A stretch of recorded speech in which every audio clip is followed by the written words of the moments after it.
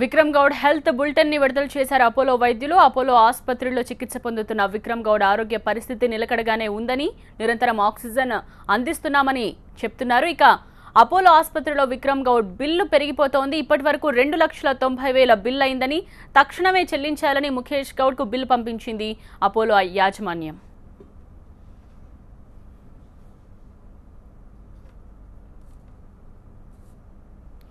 కాల్పుల ఘటనలో గాయపడ్డ విక్రమ్ ని తానే కార్ డ్రైవ్ చేసి ఆసుపత్రికి తీసుకువెళ్లినట్టు షిపాలి చెప్పుకొచ్చింది. కానీ అదంతా అబద్ధమని స్పష్టమైంది. సీసీటీవీ ఫుటేజ్లో డ్రైవ్ చేసింది మరో వ్యక్తి కాగా, ఆమె మాత్రం వెనకాల సీట్లో కూర్చుంది. కార్ ఆగగానే అందులో ఉన్న 3 వ్యక్తులు కలిసి విక్రమ్ను స్ట్రెచర్పై పడుకోబెట్టి ఆసుపత్రిలోకి తీసుకువెళ్లారు. ఇదంతా సీన్ టు సీన్ రికార్డ్ అయింది.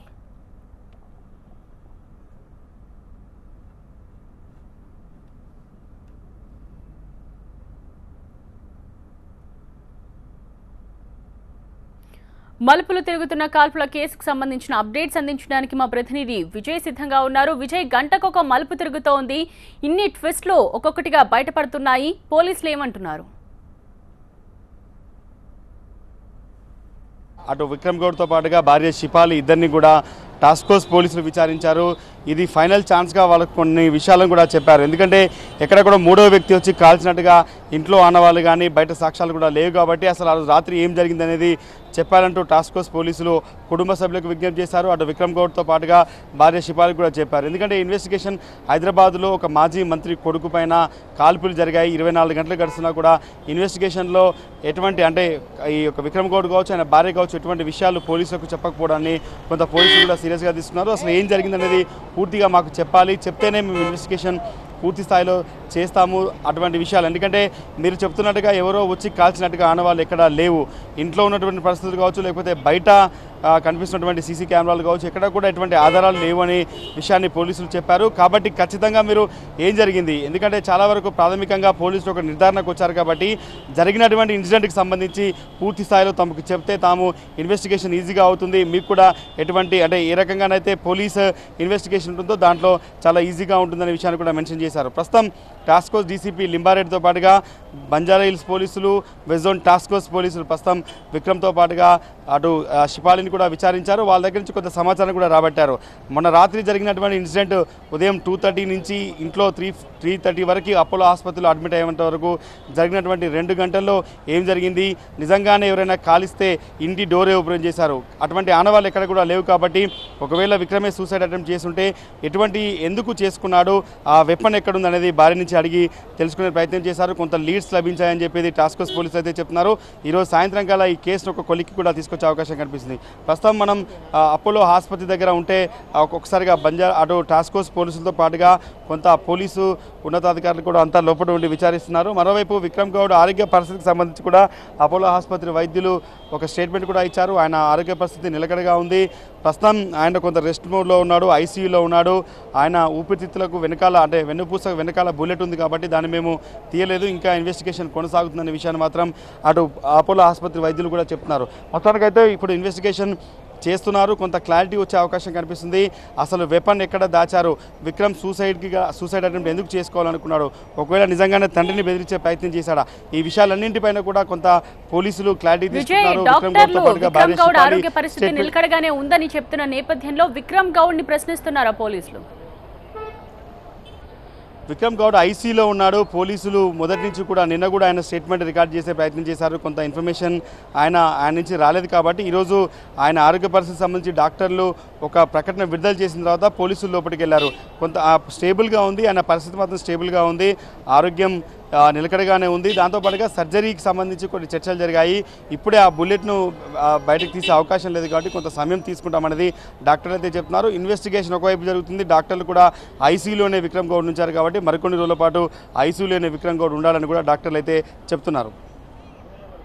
అది హాస్పిటల్ దగ్గర నుంచి మా ప్రతినిధి అందించిన వివరాలు. మొత్తానికి టాస్క్ ఫోర్స్ పోలీసులు కూడా అక్కడికి చేరుకున్నారు.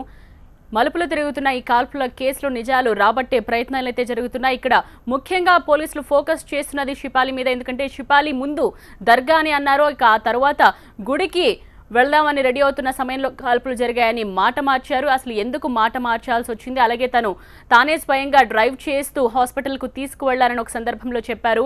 కానీ సీసీటీవీ దృశ్యాల్లో స్పష్టంగా అర్థమైంది ఇంకొక వ్యక్తి కార్ డ్రైవ్ చేసినట్టు. మరి పొంతనలేని సమాధానాలు, పొంతనలేని వివరణ ఇస్తోన్న షిపాలికి సంబంధించి పోలీసులు ఏమంటున్నారు, డీసీపీ ఏమన్నారో చూద్దాం.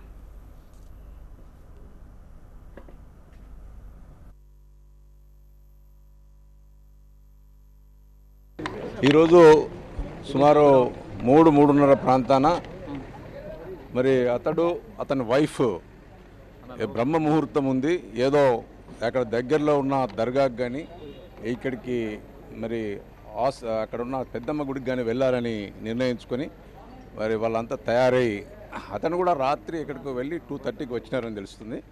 2:30కి వచ్చిన తర్వాత ఇప్పుడు బ్రహ్మ ముహూర్తం ఉంది, మనం 3:30కి వెళ్ళాలని చెప్పాడు. అప్పుడు అతను తయారై అతను కిందికి దిగి అతనితో పాటు అతని భార్యను కూడా కిందికి రమ్మని చెప్పి వెళ్తున్న సందర్భంలో అక్కడ ఇన్సిడెంట్ అయింది, 2 సౌండ్లు వచ్చినాయని చెప్తున్నారు. బట్ భార్య కూడా ఏం గమనించలేదట, అక్కడికి వచ్చేసరికి కింద పడి ఉన్నాడు అని అంటున్నారు.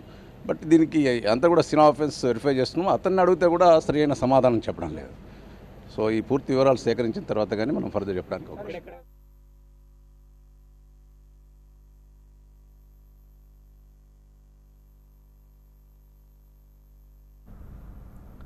విక్రమ్ గౌడ్ పై కాల్పులు జరిగాయని తెలుసుకుని వెంటనే షాక్ గురయ్యామని శిపాలి తండ్రి అంటున్నారు.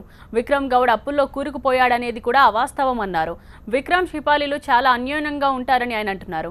విక్రమ్కు ఎలాంటి దురలవాట్లు లేవంటున్నారు ఆయన.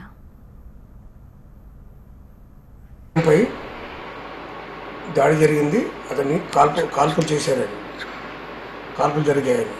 ఆ కాల్పులు జరిగాయనగానే మా భార్య పెయింట్ అయి పడిపోయింది. నేను షాక్ తిన్నాను. 15 నిమిషాల తర్వాత ఆమెని సంజాయించి క్యాబ్ బుక్ చేసుకొని హుటాహుటిన మేము హాస్పిటల్కి బయలుదేరాం. అక్కడికి వెళ్ళేసరికి వైద్యులు వైద్య పరీక్షలు చేస్తూ అతనికి చికిత్స చేయిస్తున్నారు. బ్రహ్మముహూర్తంలో డాడీ అక్కడ డబ్బులు పడితే అక్కడ వస్తువులు వాళ్ళు దుస్తులు వాళ్ళకిస్తే మా ఇంటికి మంచి జరుగుతుందంటే పొద్దున్నే మేము స్నానం చేసి 3 గంటలకు మేము బయలుదేరే ముందు కిందికి మాల్లుడు కిందికి వచ్చాడట. పైన మా కూతురు ఇంకో 2 మినిట్స్ లేట్ కిందికి వచ్చేలోపే విక్రమ్ తలుపులు తెలిసేసి గేట్ తెరిచి అక్కడ నిలబడగానే సోఫాపై ఉన్నప్పుడు ఇలా కాల్పులు జరిపారని తెలిపింది.